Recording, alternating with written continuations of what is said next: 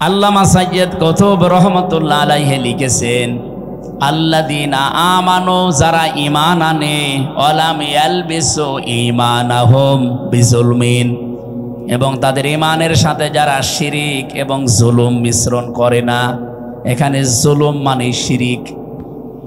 তাদের ঈমানের সাথে যারা শিরিক মিশ্রণ করবে না, আল্লাহ পাক উলাইকা মানে আঙ্গুলের এভাবে ইশারা দিয়ে জানিয়েছেন এরাই, উলাইকা লাহুমুল আমনু, আমি আল্লাহর পক্ষ থেকে নিরাপত্তার হকদার।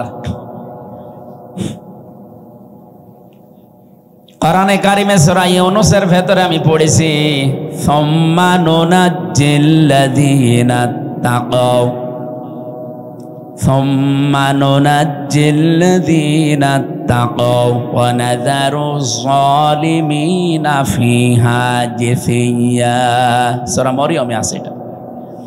কিয়ামতের দিন যেদিন আল্লাহ পুলসিরাত মানুষকে পার করতে দেবেন, এটা পুলসিরাতের আয়াত। আপনারা অনেকে পুলসিরাত সংক্রান্ত আয়াত খুঁজে পান না, যে পুলসিরাতের আয়াত কোরআনে। সেদিন একজন বলছিল যে না, কোরআনে মনে হয় পুলসিরাতের কোনো আয়াত নেই। সূরা মরিয়ম এটা ৭০, ৭১, ৭২ এই আয়াতগুলো পড়বেন, দেখবেন পুলসিরাত সংক্রান্ত বিষয় এখানে আলোচনা করা আছে। কিয়ামতের দিন আল্লাহ পুলসিরাতটা বানিয়ে দেবেন জাহান্নামের উপর দিয়ে। মিজানে যখন আপনার সবকিছু শেষ হয়ে যাবে কর্মকাণ্ড, এরপরে আপনাকে জান্নাতে আল্লাহ প্রবেশ করানোর জন্য এই ব্রিজটা পার হওয়া লাগবে, এই সেতুটা। এটা তো আর যমুনা সেতু, পদ্মা সেতুর মতো না, এত বড় লম্বাও হবে না, চুলের মতো চিকন হবে আর হীরার মতো ধার হবে। আর এরকম ৬-৭ কিলোমিটার, ৮ কিলোমিটারও না। পৃথিবীতে এত বড় সেতু কোনো জায়গায় নেই। ৩০,০০০ বছরের মতো রাস্তা। আল্লাহ তাআলা বলেন, ওয়া ইম মিনকুম ইল্লা ওয়ারিদুহা কানা আলা রাব্বিকা হাতমাম মাকদিয়্যা সুম্মা নুনাজ্জিল্লাযীনা তাকাও ওয়া নাযারুয যালিমিনা ফিহা জিসিয়্যা। অবশ্যই তোমাদেরকে আমি পুলসিরাত পার করাবো। এই পুলসিরাত পার করানোর সময় যাদের ঈমানের সাথে জুলুম, শিরিক এগুলো মিশ্রণ ঘটে নাই, তাদেরকে আমি বাঁচিয়ে দেব। আর যাদের শিরিকের গন্ধ পাওয়া যাবে, এদের বাঁচানো না, এরা কেটে কেটে জাহান্নামের ভেতরে পড়বে। ওয়াকাদিমনা ইলা মা আমিলু মিন আমালিন ফাজআলনাহু হাবাআম মানসুরা। এটা আছে সূরা ফুরকানের ২৩ নম্বর আয়াতে। কিয়ামতের দিন এই শিরিক মিশ্রিত আমল ওর মুখের উপরে ধূলিকণার মতো নিক্ষেপ করা হবে। বলেন নাউজুবিল্লাহ। এই আয়াত থেকে যেটা প্রমাণ পাওয়া যায়, যদি কেউ আল্লাহর পক্ষ থেকে স্বস্তি, নিরাপত্তা পেতে চায়, তাহলে মাস্ট বি তাকে তার ঈমান, শিরিক এবং জুলুম মুক্ত করা লাগবে। আমাদের যা ঈমান, আমাদের ঈমানকে আর শিরিক যুক্ত করার জন্য বহু কায়দা কৌশল চলছে। আমি সামনে যাব ইনশাল্লাহ। ২ নম্বরে জুলুম, এটা তো আরো মারাত্মক। তাহলে আমার যে কথা ছিল, ওনারা নিরাপত্তা দেওয়ার জন্য রাত জেগে জেগে পাহারা দিচ্ছে। আমি এখান থেকে কুষ্টিয়া পর্যন্ত যেতে কমপক্ষে ৫ থেকে ৬ জায়গায় এ ভাইদেরকে পাওয়া যাবে। ওই মানুষগুলো সারা রাত জেগে আছে, পাহারা দিচ্ছে। এই জন্যে যারা জনগণের জানমাল, ইজ্জত আবরু হেফাজতের দায়িত্বে আছেন, এই চাকরিটা শুধু চাকরি না, এটা একটা ইবাদত। আর পুলিশের চাকরিতে যেহেতু কোনো ডিউটি নেই, সে ৮ ঘন্টা ১০ ঘন্টা না, ২৪ ঘন্টায় ডিউটি। ওনারা যদি টয়লেটে বসে থাকে, যদি ডাক দেয়, আমার মনে হয় ওই অবস্থায় চলে আসা লাগে। কারণ আমার দোলা ভাই পুলিশ, আমার চাচা পুলিশ, বাবাও ছিল এক সময়, এখন আর নেই। এই জন্য আমি ওনাদের কাজ কারবার কাছ থেকে দেখেছি। বহু কষ্ট স্বীকার করা লাগে এই কাজগুলোতে। এই জন্য এই চোখটা যেন আল্লাহ জাহান্নামের আগুনে না জ্বালান, সেরকম কাজকর্ম তাদের জীবনে করার তৌফিক আল্লাহ দান করে। তো পুরাটা জীবনই ওনাদের ইবাদত, ২৪ ঘন্টায় ইবাদতের ভেতরে আছে। ২ নম্বরে ওই চোখ জাহান্নামে যাবে না যারা রাতের বেলা নিজের গুনার কথা স্মরণ করে কাঁদে। এখানে ২ প্রকার মানুষই আমরা আছি। ওনারাও আছে, এখানে রাত জেগে গুনার কথা স্মরণ করে কন্দন করা মানুষ নেই। সুতরাং আমরা ২ প্রকার চোখই নিয়ে এখানে বসে আছি। এই চোখ দিয়ে আজকে আল্লাহর কোরআনে কারিমের কিছু কথা দেখতে চাই, কান দিয়ে শুনতে চাই। আল্লাহ আমাদের তৌফিক দেন, বলেন আমিন। আমি যে কথা তুলেছিলাম ওইদিকে যাবো ইনশাল্লাহ। দল মত জাতি বর্ণ ধর্ম নির্বিশেষে আজকের এই অনুষ্ঠান, এটা কি শুধু মুসলমানদের জন্য সাজিয়েছেন? না, অন্য ধর্মের যদি কেউ এসে থাকেন, নাকি এই থানায় অন্য ধর্মের মানুষ নেই? আছে। অন্য ধর্মের কেউ যদি এসে থাকেন, আপনাকে ওয়েলকাম জানাচ্ছি। আমার যতটুকু বাস্তবতায় আমি দেখেছি, আমার মনে হয় কোনো মানুষ যে ধর্মই মেনে চলুক, ও যদি একটু বিবেকটা কাজে লাগায়, তাহলে পৃথিবীর 4,500 ধর্ম আছে, কোনো ধর্মে তার এই বিবেকে সাই দেবে না যে আমি থাকি। শুধু মান বলবে, টেনে আসবে যে আমি এই পৃথিবীর শান্তির ধর্ম ইসলামে যেতে চাই। কয়েকদিন আগে যশোরে এক কলেজের অধ্যাপক, বিসিএস ক্যাডার, ওনারা বলেছিলাম যে স্যার আপনাকে মুসলমান হওয়া লাগবে না, আপনি শুধু আমাদের ধর্মীয় গ্রন্থ কোরআন শরীফটা একটু বুঝে বুঝে পড়বেন। আপনি বাংলায় পড়েন, ইংরেজিতে পড়েন, যেভাবেই হোক বুঝে পড়বেন। 3 মাস পরে দেখি আল্লাহর বান্দা মুসলমান হয়ে গেছে। ওনারা জিজ্ঞাসা করলাম, আপনি 3 মাসের সময় নিলেন না হঠাৎ? বলছে আমি কোরআন শরীফের পুরাটা আমি আনাকম জানাকম পড়ি নাই, বুঝে বুঝে পড়েছিলাম। পুরাটা পড়ার পরে আমার বিবেক আর মানে নাই। আমি দেখলাম যে আমার ধর্মে যেটা 12 মাসে 13 পূজা করি আমরা, আমার দেবতার কোনো অভাব নেই। 33 কোটি দেবতা আমাদের। কত? আপনি যদি ওনারে বলেন যে স্যার একটু নাম বলেন তো কয়টা, আমার মনে হয় 33টার নামও বলতে পারবে না। অথচ এখানে আমরা মক্তবে যারা পড়ে এদেরকে জিজ্ঞাসা করেন আল্লাহর নাম কয়টা, অন্তত 99টা তো বলবে, বলবে না? আল্লাহর নাম কয়টা? না না, 5,000-5,000-এর উপরে আমরা তাফসিরে পড়েছি। আল্লাহর নাম 5,000-এর উপরে। আমরা 99টা কায়দায় পেয়েছি, তো এটাই বলি। এইটাও অন্তত যারা মক্তবে 1-1.5 বছর 2 বছর পড়ে, ওদের একেবারে ঠোঁটস্থ থাকে, মুখস্থ না, ঠোঁটের আগায়। আর মক্তবে যারা শুরু করে তাদেরকে এই নামের গুণাগুণগুলো শিক্ষা দেওয়া হয়, যে রব মানে সৃষ্টিকর্তা, রব মানে প্রতিপালক, রব মানে আইনদাতা, রব মানে অভিভাবক, রব মানে উকিল। 19টা অর্থ কমপক্ষে শেখানো হয়। যারা মক্তবে পড়ান তারা অবশ্যই জানেন আল্লাহর প্রত্যেকটি নামের গুণাগুণ তাকে বোঝানো হয় যে সামনে এরকম কিছু আসবে তোমার জীবনে।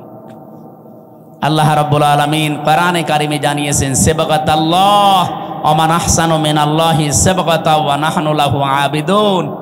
আমার রঙে রঙিন হও, আমার চাইতে উত্তম রং পৃথিবীতে আর কারো আছে? আল্লাহর রং কি? কালো, সাদা, কি?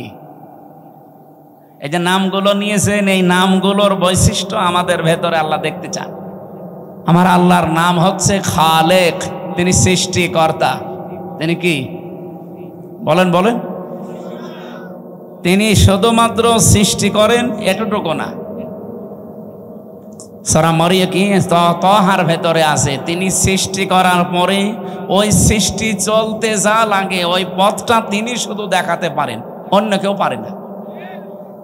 এখান থেকে একটা বিষয় আমরা আপনাকে এখানে রেকর্ড হচ্ছে, তো সারা দুনিয়া যাচ্ছে এখন, এটা অলরেডি লাইভ চলছে।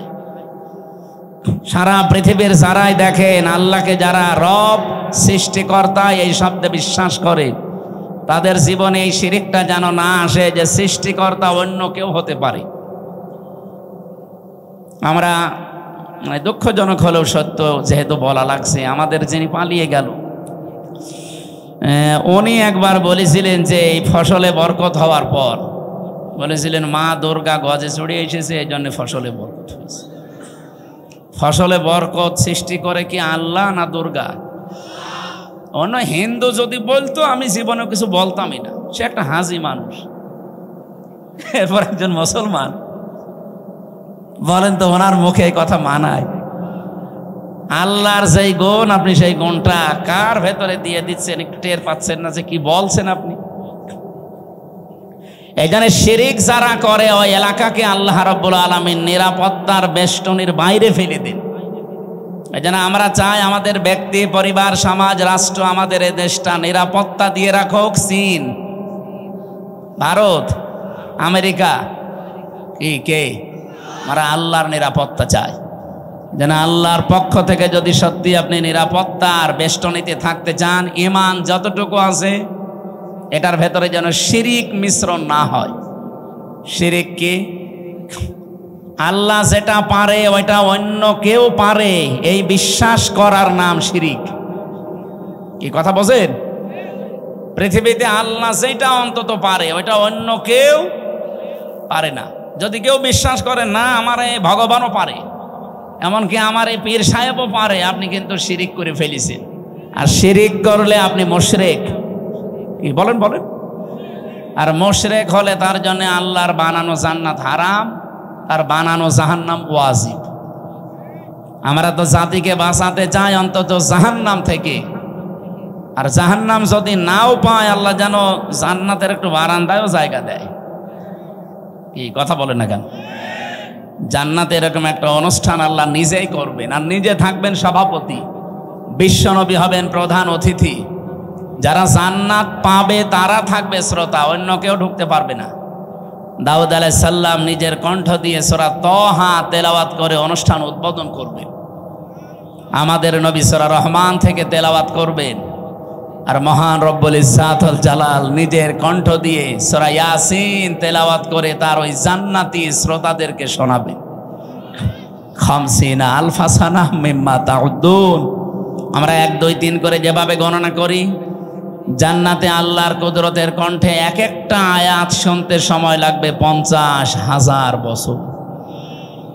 জান্নাতের যত নিয়ামত আছে মানুষ ভুলেই যাবে। আমাদের কপালে আছে কিনা আমরা জানি না, তবে আমরা আশা করতে পারি আল্লাহ যেন ওই ময়দানে আমাদের শ্রোতা হিসাবে একটু জায়গা করে দেন। বলেন বলেন আমিন। হ্যাঁ দেবে। আপনার জীবনে এমন কোনো কাজ যদি থাকে যেটা আল্লাহ ছাড়া আর আপনি ছাড়া আর কেউ জানে না, আল্লাকা সিররুন ইনদাল্লাহ বাইনাকা আনতা ওয়া বাইনাল্লাহ, আল্লাকা সাদাকাতুন তাখফা লা ইয়ালামুহা ইল্লাল্লাহ। কবি বলছে এমন কোনো কিছু তোমার জীবনে আছে, সাদাকা হোক নেক কাজ হোক, যেটা আল্লাহ ছাড়া আর তুমি ছাড়া কেউ জানে না। এরকম গোপন কিছু কাজ করে রাখবে। আমি এক ওসি সাহেবকে পড়াতাম বিশ্ববিদ্যালয়ে যখন ছিলাম, ওই 10 সালে। উনি আমার মাঝে মাঝে এই প্রশ্নটা করতেন যে দুনিয়ায় এমন কিছু গোপন কাজ করব কেউ জানে না, কিয়ামতের দিন যেন এটা নেওয়া যায় মালিকের কাছ থেকে। ওই দিন থেকে আমি এই কবিতাটা মুখস্থ করেছিলাম, এখনো পর্যন্ত নাড়া দেয় আমার অন্তরে। কথাটা অনেক দামি কথা না? আপনি গোপনে এমন কিছু করে রাখবেন যেন অন্য কেউ জানে না। ওই যে পাহাড়ের যে 3 যুবকের ঘটনা আমরা শুনি, তাদেরকে আল্লাহ মুক্ত করেছিলেন তাদের গোপন এই নেক কাজের কারণে। তারা 3 জনেই গোপনে আল্লাহকে খুশি করার জন্য এমন এমন নেক কাজ করেছিলেন যেটা আর কেউ জানতো না। আল্লাহ রাব্বুল আলামিন ওই 3টা নেক কাজের ওসিলা দিয়ে তারা এই গোপন কাজের যেই দোয়া করেছেন, এত বড় বিশাল বিপদ যেখানে মরণ ছাড়া উপায় ছিল না, ওই বিপদ আল্লাহ কাটিয়েছেন, কালো মেঘ দূর করে দিয়ে তাদেরকে আল্লাহ বাঁচিয়ে দিয়েছেন। এই জন্য এমন এমন কাজ জীবনে করে রাখবেন।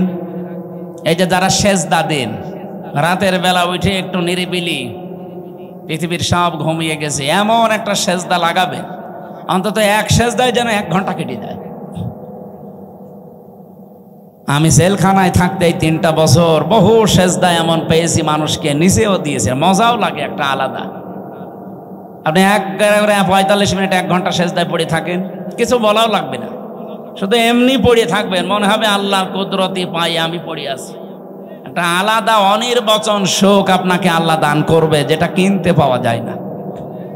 আল্লাহ আমাদের জীবনে এরকম কিছু গোপন নেকির কাজ করার তৌফিক দেন, বলেন আমিন। আমার ভাইরা, আমার যে কথা তোলার ছিল আমি তুলেছি। আমাদের ঈমান আমরা শিরিক মুক্ত করতে চাই। নিরাপত্তা দেওয়ার একচ্ছত্র মালিকানা আমার আল্লাহর। পৃথিবীর কারো নিরাপত্তা নিয়ে মানুষ স্বস্তি শান্তিতে থাকতে পারে না যতক্ষণ আল্লাহ নিরাপত্তা না দেয়। কি কথা বোঝেন? কত মানুষ তো নিরাপত্তা দেওয়ার জন্য এগিয়ে আসতেছে না।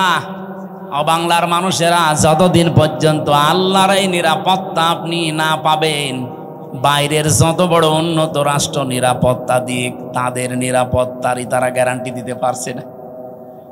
আজকে ইসরায়েলে দেখেছেন, আজকে 12:30টার সময় কি ভূমিকম্প, অলরেডি একদিকে দাবানল জ্বলছে আর একদিকে ভূমিকম্প। ওদের 112টার উপরে উন্নত মেশিন কাজ করছে, পানি, ঔষধ এবং এই যে স্প্রে দিয়ে আগুন লেভাতে সক্ষম হচ্ছে না, কারণ এই আগুন তো আর হামসা ধরায়নি, আগুন ধরিয়েছে কে? সারখার হয়ে যাচ্ছে পুড়ে। ওদের বিশ্ব রোড বন্ধ হয়ে গেছে, জেরুজালেমের রাস্তা বন্ধ হয়ে গেছে। এভাবে যদি আর সর্বোচ্চ সপ্তাহখানি করে কন্ট্রোলে আনতে না পারে, পৃথিবীর মানচিত্র থেকে এই জঘন্যতম জাতি ইহুদিরা, ইসরায়েল রাষ্ট্র, এটা পৃথিবী থেকে হালাক হয়ে যাবে। এগুলো হওয়ার পেছনে আমি কোরআন থেকে একটা কারণ পেয়েছি। সূরা ইউনূস 100 নম্বর আয়াত, 11 নম্বর পারা, 19 নম্বর পৃষ্ঠা, 4 নম্বর লাইনে আছে, শেষের দিকে পাবেন। ওয়ায়াজআলুর রিজসা আলাল্লাযিনা লা ইয়াকিলুন। কোন মানুষ যদি তার বিবেক অনুযায়ী কাজ না করে, আবার বোঝেন, কোন মানুষ যদি বিবেক অনুযায়ী কাজ না করে, তাহলে তার উপরে আল্লাহ নিজে ভুল সিদ্ধান্ত চাপিয়ে দেয়। ওয়ায়াজআলুর রিজসা আলাল্লাযিনা লা ইয়াকিলুন। বিবেক, বুদ্ধি, কমন সেন্স, এটা অনুযায়ী যদি কেউ দুনিয়াতে কাজ না করে, তার উপরে ভুল সিদ্ধান্ত চাপিয়ে দেয় কে? এই লোকটা বিবেক বহির্ভূত কাজ করেছিল। 1940 সালে ওদেরকে থাকতে দিয়েছিল, আমরা যেমন কি রোহিঙ্গাদের থাকতে দিয়েছি, মানবতার খাতিরে ওদেরকে থাকতে দিয়েছিল। এই পৃথিবীর নিকৃষ্ট জাতি এখন এই ইহুদিরা, খালি গায় খালি পায়, তামাম দুনিয়ার কেউ নেয়নি। অথচ এই মানুষগুলোকে থাকতে দিয়ে এখন তারা কাল হয়ে দাঁড়িয়েছে। কি কথা বলে না কেন?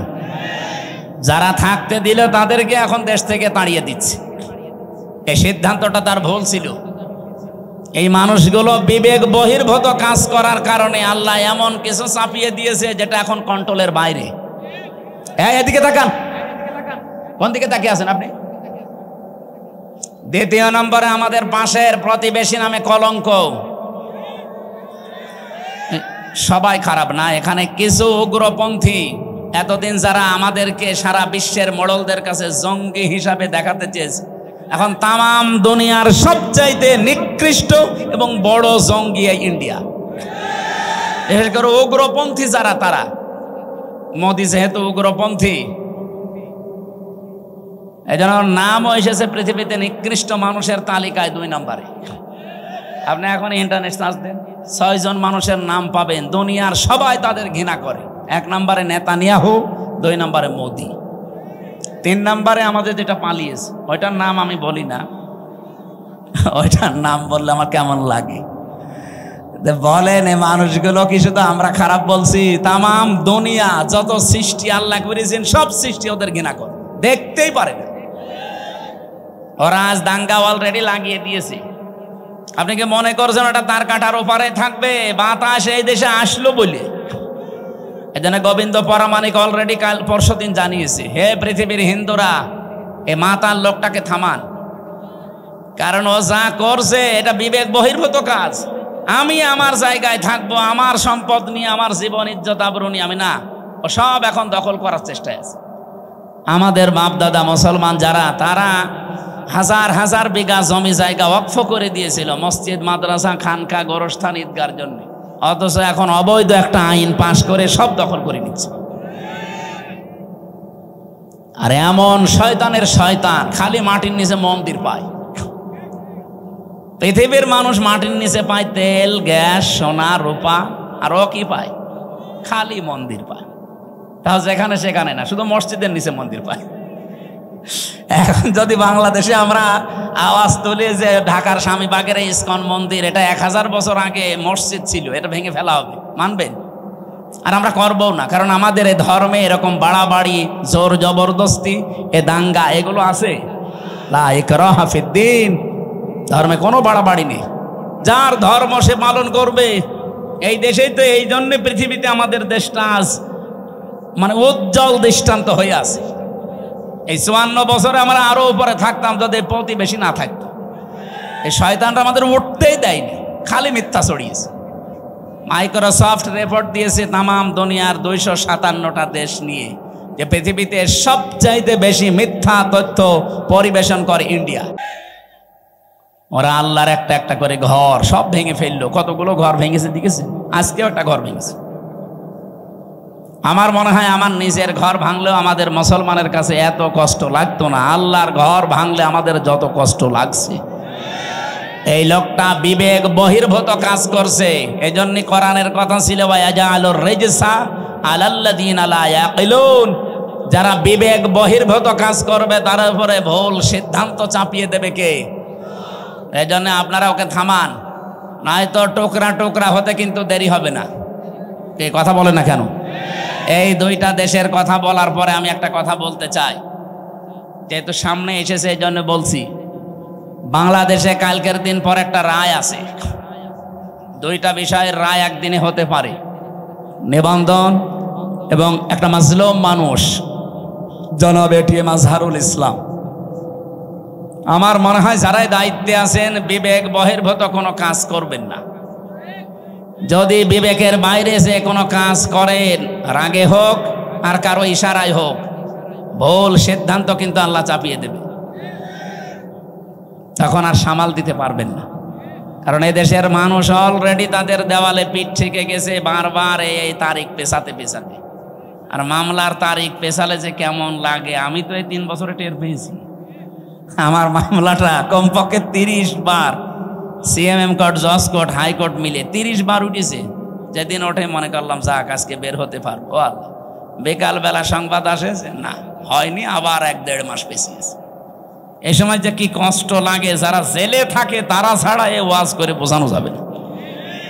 অত কয়বার ঘোলার এলে লোকটাকে বারবার ঘোরাচ্ছে, এমনকি 7 তারিখে ডেট দিয়ে এখন আবার ফের 8 তারিখে। আমার মনে হচ্ছে এরা যদি বিবেক বহির্ভূত কাজ এবার করে না, এবার সামাল এরা দিতে পারবে না। আমার কথা আমি সবাইকে জানাচ্ছি, আগামী 8 তারিখে কালকের দিন পর আমরা চাই এই মাজলুম মানুষটাকে নিঃশর্তভাবে খালাস করে দেওয়া। এই মাজলুম মানুষটা বেকার 13 বছর জেলে আছে। যে সমস্ত সাক্ষী, এগুলো পৃথিবীর 8ম আশ্চর্য বিষয়। 6.5 কিলোমিটার দূর থেকে নাকি সাক্ষী দিয়েছে, 3 কিলোমিটার, এবার 2.5 কিলোমিটার। ওর চোখে কি শকুনের চোখ লাগানো ছিল, তাও তো সম্ভব না। এই জন্যে বাঙালিকে আর হাইকোর্ট দেখাবেন না। বিবেক বহির্ভূত কোনো কাজ যেন এ দেশে আর না হয়। আমি 318 পৃষ্ঠা পড়লাম এই 3 দিনে। এই যে নারী কমিশন যেটা জমা দিয়েছে, এর ভেতরে প্রায় কোরআনের 13টা আয়াতের ওরা ভুল ধরেছে। আরে 13টা আয়াত কেন, 13টা অক্ষরও তো বাদ দেওয়া কোরআন থেকে সম্ভব না। এই কথা বলেন না কেন?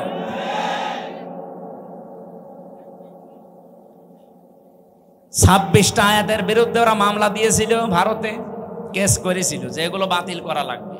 আর এরা অলরেডি 13টা আয়াতে হাত দিয়েছে। এদের পেছনে কোনো রাঘব বোয়াল আছে, অথবা এরা মানসিক বিকারগ্রস্ত, মেয়াদ উত্তীর্ণ গাঁজা খেয়ে ফেলিস। মেয়াদালা গাঁজা খেলেও তো মানুষ, আমি তো দেখি লালনের মাজারে পুলিশে পাহারা দেয়, মেয়াদালা গাঁজা খাইতে, এই জন্য ওরা চুপচাপ থাকে। আর এরা এ মেয়াদ উত্তীর্ণ গাঁজা খেয়েছে, এই জন্য এমন এমন কথা দিয়েছে। এ মানে পড়ার পরে আমার আশ্চর্য লাগছে, এরা কি বাইরে থাকার মতো সুস্থ মানুষ? এদের তো পাবনায় পাঠানো দরকার। ওরা লিখেছে যে স্বামী স্ত্রীর যে মিলন, এই মিলনে যদি স্ত্রী রাজি না থাকে, স্বামী যদি সহবাস করে জোর করে, তাহলে তার বিরুদ্ধে ধর্ষণের মামলা দেওয়া হবে। ধর্ষণের মামলা যদি দেয়, রায় হবে কি? ফাঁসি। কথা বলছেন এখানে যে একজন বিচারপতি আন্দাজে ফাঁসি দেবে, সাক্ষী লাগবে না। আর স্বামী স্ত্রীর বিষয়টা তারা 2 জন ছাড়া কেউ জানে। এখন ওখানে তো আমার মনে হয় ইউটিউবারদের দিয়ে রাখা লাগবে যে দেখ কি এরা কি খেয়ে কথা বলে, আমি বুঝি না। অথচ এটা কোরআন শরীফের একেবারে মানে টাটকা বিরোধী কথা। সূরা নূরে কি নেশার ভেতরে আছে স্বামী স্ত্রীর যে ব্যবহারের নিয়ম নীতি, যেসব পুরা তারা পাল্টাতে চায়। 2 নম্বরে তারা লিখেছে যে দেহ আমার, সিদ্ধান্ত আমার। এটা কোরআনে কারিমের প্রায় 8টা আয়াতের বিরুদ্ধে। আমি নিজে যতটুকু পড়েছি, আলা লাহুল খালকু ওয়াল আমরু ইনিল হুকমু ইল্লা লিল্লাহ, এরকম 8টা আয়াত সরাসরি কোরআনের বিরুদ্ধে ওরা কলম ধরেছে। ওরা বলতে চায় দেহ আমার, সিদ্ধান্ত আমার, আর আল্লাহ বলেন এই সৃষ্টি আমার, সিদ্ধান্ত আমার। দেহ আপনার, আপনাকে কে বলেছে? আপনি দেহের মালিক।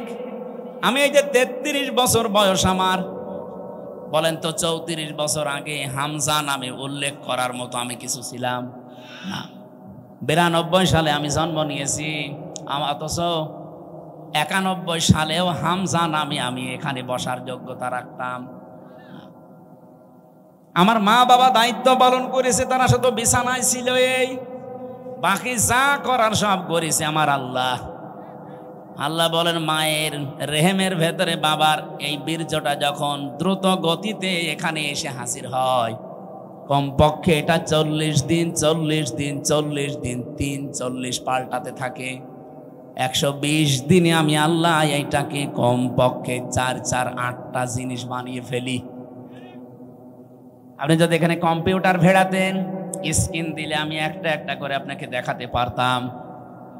বাবার এই নাপাক পানিটা দিয়ে আল্লাহ যে 4টা জিনিস বানায়, এটা সূরা তরিকের ভেতরে আছে। ফালিয়ানজুরিল ইনসানু মিম্মা খুলিক, খুলিকা মিম্মা দাফিকি ইয়াখরুজু মিন বাইনিস সুলবি ওয়াত তারাইব। এক একটা শব্দ যদি ভেঙে ভেঙে আপনি অর্থ করেন, দেখবেন সলবন 1 বচন দিয়েছেন, তারাইব দিয়েছেন বহু বচন। আমি এটা বাইবেল, কোরআন এবং সায়েন্স, ডক্টর মরিস বোকাইলের লেখা এ আয়াতের তাফসির পড়তে গিয়ে উনি খুব সুন্দর করে বিজ্ঞানের ব্যাখ্যা দিয়েছেন। পড়ার পরে আমার মনে হচ্ছিল এতদিন আমি যেভাবে পড়েছিলাম, এটা পড়িয়ে কোরআন শরীফ একেবারে হাতে কলমে জিবরাইল আমারে শেখাচ্ছে। বাবার এই নাপাক পানিটা যখন যেতে থাকে, বিজ্ঞান এখন দেখাচ্ছে কম্পিউটার দিয়ে কমপক্ষে 40,000 হামজা তৈরি হওয়ার ক্ষমতা রাখে 1 ফোঁটা বীর্য। মায়ের জরায়ুর যে দেওয়াল আছে, এখানে ধাক্কা লেগে হয়তো অনেকে পড়ে যায়, যেতে পারে না ওই রেহেম পর্যন্ত। হয়তো কারো 1টা যায়, 2টা যায়, 5টা যায়। এই পৃথিবীতে 13টা পর্যন্ত সন্তান জন্ম দিয়েছে এক মহিলা ক্যালিফোর্নিয়ায়। এর উপরে আর কেউ পারে নাই। বলেন তো 40,000 মানুষ একটা ফোঁটার ভেতরে আমার আল্লাহ লুকিয়ে রেখেছে। যদি মায়ের পেটে জায়গা থাকতো, আমার আল্লাহ 40,000 সন্তানই ওখান থেকে বের করত। আমি ওই দিন থেকে যে প্রতিযোগিতা আরম্ভ করেছি, আমাকে কেউ হারাতে পারে নাই। আমার নিজেরই ভাই বোন, কিন্তু 40,000-এর ভেতরে মাত্র আমি হামজা একা বেঁচেছিলাম। বাকি 39,999 জন সব ওই দেওয়ালের সাথে ধাক্কা লেগে মরে গেছে। আল্লাহ পাক ওখানে আমাকে নিয়ে প্রথম 40 দিনে সুম্মা খালাকনান নুতফাতা আলাকাতান ফাখালাকনাল আলাকাতা মুদগাতান ফাখালাকনাল মুদগাতা ইযামা ইলা আখিরি আয়াত সূরা মুমিনুনের ভেতরে আছে। আল্লাহ পাক বলেন আমি নিজে ওইটা দিয়ে 4টা জিনিস বানাই, চুল, রগ, হাড় আর পর্দা। আর মায়ের রেহেমের যে কারারি মাকিন বলা হয়, যেখানে হাতের স্পর্শ লাগে না, এই জায়গায় একটা থলি আছে, নাপাক পানির থলি। এইটা দিয়ে আমি আল্লাহ 4টা জিনিস বানাই, রক্ত, গোশত, চর্বি আর চামড়া। 8টা জিনিস এক হয় 120 দিনের ভেতরে। তখন আমি আল্লাহ নিজের পক্ষ থেকে কমপক্ষে 5টা জিনিস আমার বান্দার জন্য দান করি। ওয়াজআলা লাকুমুস সামআ ওয়াল আবসারা ওয়াল আফইদা ইলা আখিরি আয়াত। এই তথ্যটা আছে সূরা নাহলের ভেতরে 14 নম্বর পারা, 14 নম্বর পৃষ্ঠা, 13 নম্বর লাইনের 78 নম্বর আয়াতের মাঝের অংশে আছে। আল্লাহ বলেন শ্রবণ শক্তি, দর্শন শক্তি, বাক শক্তি, আকেল শক্তি আর ঘ্রাণ শক্তি, এই 5টা আমি আল্লাহ আমার রব নামের কারণে তোরে ভিক্ষা দিয়েছি। যদি একটা কম দিতাম, দুনিয়ায় তুই আসতিস, কিন্তু পূর্ণাঙ্গ হয়ে না, অপূর্ণাঙ্গ হয়ে। বলেন তো রব নামের কারণে যে 5টা জিনিস আল্লাহ দয়া করে আমারে দিলেন, যদি দর্শন শক্তি না দিত তাহলে আমি আসতাম কিন্তু কানা হয়ে। অনেক কানা মানুষ আসে না? বলেন বলেন। আল্লাহ পাক যদি বাক শক্তি না দিত কথা বলা, তাহলে আমি আসতাম কিন্তু বোবা হয়ে। আমাকে যদি আল্লাহ শ্রবণ শক্তি না দিত, আমি আসতাম কিন্তু কালা হয়ে। যদি আকেল শক্তিটা না দিত, আসতাম কিন্তু পাগল হয়ে। অনেক পাগল আসে না? তখন আমাকে স্বাভাবিকভাবে স্টেজে ওঠা দূরের কথা, প্রধান অতিথি, বিশেষ অতিথি, ওসি সাহেব দূরের কথা, মানুষ বলতো নাম, এখান থেকে কানা, পাগল। স্টেজের ধারে পাশেও পাগল কানারে আসতে দিত। একটুখানি এই জায়গায় নিজেকে নিয়ে ভাবেন, আল্লাহ কি দয়া আপনার উপরে করলেন। এই জন্য মানুষের ওই দুর্বল জায়গায় আল্লাহ পাক কোরআনে যেখানেই উনি ইঙ্গিত দিয়েছেন, এমন শব্দ ব্যবহার করেছেন যেটা আল্লাহরও বিশ্বাস হতে চায় না। সূরা বাকারার 27 নম্বর আয়াতে দেখবেন, 28 নম্বর আয়াত, আল্লাহ রাব্বুল আলামিন বলেন, কাইফা তাকফুরুনা বিল্লাহি ওয়া কুনতুম আমওয়াতান ফাআহইয়াকুম সুম্মা ইউমীতুকুম সুম্মা ইউহয়ীকুম সুম্মা ইলাইহি তুরজাউন। মানুষ আমার সাথে নাফরমানি করে কি করে? আমার বিধান মানতে চায় না, ও এত সাহস পায় কি করে? এই জন্য আল্লাহ শব্দ শুরু করার আগে কাইফা দিয়েছেন। এখানে যারা আরবি গ্রামার বোঝে, যারা বালাগাত মানতে পড়ায়, ওদের জিজ্ঞাসা করেন কাইফা শব্দটা কমপক্ষে 29টা অর্থে ব্যবহার হয়। আমি সামারাইজ করে 19টা অর্থে পেয়েছি। এর ভেতরে 13 নাম্বার একটা কায়দা বালাগাত মান থেকে আছে।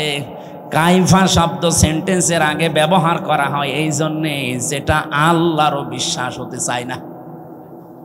আল্লাহ বলেন, কাইফা তাকফুরুনা বিল্লাহ, মানুষ আমার সাথে নাফরমানি করে, কুফরি করে, আমার বিধান মানতে চায় না। কেমন করে? অথচ মৃত ছিল, ওকে আমি জীবন দিয়েছি। আল্লাহরও বিশ্বাস হচ্ছে না যে লোকটা আমার সাথে কুফরি করতে পারে। এখানে শব্দ দিয়েছেন কাইফা। এজন্য মানুষ আমরা যখন কুফরি করি, আল্লাহর নিয়ামতের শুকরিয়া আদায় না করে নাফরমানি করি, তখন আল্লাহ আশ্চর্য হয়ে থাকে যে কি এও আমার সাথে নাফরমানি করতে পারে, অথচ কি ছিল? মৃত ছিল। বলেন বলেন। ওখান থেকে আমি আল্লাহ 6 মাসের পরে ওরে জীবন দিলাম। বিজ্ঞান এখন দেখাচ্ছে মানুষের মায়ের পেটে 6 মাসের আগে পর্যন্ত কিন্তু জীবন দেওয়া হয় না। এর আগে বিভিন্ন স্ট্রাকচার তৈরি করা হয়। 360টা হাড় দিয়েছেন আল্লাহ, জোড়া দিয়েছেন, 9768 প্রকার চামড়া দিয়েছেন শরীরে। এক এক জায়গার চামড়ার গুণাগুণ এক এক রকম। কমপক্ষে আপনার বিভিন্ন জায়গায় যে চামড়াগুলো আছে, চামড়ার সাথে এমন কিছু সেট করা আছে, এই যে শুধু এই চামড়াটুকুতে 153টা রগ দেওয়া আছে, রেখা। পৃথিবীর আজ পর্যন্ত কোনো মানুষের এই জায়গাটা একজন আর একজনের সাথে মেলে নাই, কিয়ামতের আগে মিলবেও না। 153টা রেখা যদি কেটেও যায়, আবে আপনার দেখবেন ঠিক হয়ে যাবে। আমার এই জায়গাটায় ছোটবেলা একবার কাজ ঢুকে নষ্ট হয়ে গিয়েছিল। আমি পরে সাপ নিয়ে দেখেছিলাম যে না, ঠিক হচ্ছে না। কিছুদিন পরে দেখি আগেরটায় আবার ফিরে গেছে। তাহলে এইটা কিয়ামতের আগ পর্যন্ত আমার সাথে 153টা রেখার কারো মিলছে না, মিলবেও না। এর পেছনে একটা শক্তি কাজ করছে, তিনি কে? শুধুমাত্র জহব্বা বানিয়েছেন আল্লাহ। এই যে জহব্বা বলা হয় জিবা, বিজ্ঞান এখন এই জহব্বা নিয়ে গবেষণা করে জানিয়েছে এর ভেতরে কমপক্ষে 2 কোটি আস্বাদন স্তর আছে, স্বাদ নেওয়ার স্তর আছে। এই পৃথিবীতে যত বড় রেস্টুরেন্ট হোক, রেস্তোরাঁ হোক, হোটেল হোক, 2 কোটি খাবার রান্না হওয়ার কোনো হোটেল আপনি পেয়েছেন? হ্যাঁ, আমি এই বয়সে আমার মনে হয় কতগুলো দেশ আমি ঘুরে আসলাম, পৃথিবীর কোনো উন্নত দেশেও এত প্রকার খাবার আমি পাইনি। সর্বোচ্চ খাবার পেয়েছি 180 প্রকার। এই যে গাজীপুরের কাপাসে একটা হোটেল আছে নিরিবিলি, তোতামিয়া, ও খাবার রান্না করে 180 প্রকার পর্যন্ত খাবার ওর হোটেলে আমি পেয়েছি। একটা মাহফিল দিয়েছিল, বললাম খাবার দেন তো কি কি আছে দেখি। এটা কি? কাঁঠালের পাতা ভর্তা। কাঁঠালের পাতা ভর্তা বলে এও একটা তরকারি, আর এইটা বাঁশের পাতা ভর্তা। মানে সারা দুনিয়া কুড়িয়ে মাত্র 180 প্রকার, আর আমার জহব্বার ভেতরে আল্লাহ স্বাদ নেওয়ার স্তর দিয়েছেন কত? 2 কোটি। কিয়ামত পর্যন্ত দিলেও তো এই স্বাদের স্তর শেষ হবে না। এই স্তরটা আল্লাহ দেয় কখন? বিজ্ঞান এখন জানাচ্ছে কমপক্ষে যখন 6 মাস হয়ে যায়, 6 মাসের পরে তখন আপনার ভেতরে আল্লাহর রূহ দেয়। এটা আল্লাহর সিদ্ধান্ত। রূহ কি? আল্লাহর হুকুম বা সিদ্ধান্ত। ওরা যে বলছে সিদ্ধান্ত আমার, দেহ আমার, আরে ভাই দেহ আপনার না, সিদ্ধান্ত আপনার না। এ দেহ বানিয়েছে ওই যে শুরু থেকে কে বলেন তো? আরো জোরে বলেন। মা বাবার কি দায়িত্ব ছিল? সূরা ওয়াকিয়ার ভেতরে আছে, ওরা শুধু বিছানায় ছিল, এই শেষ।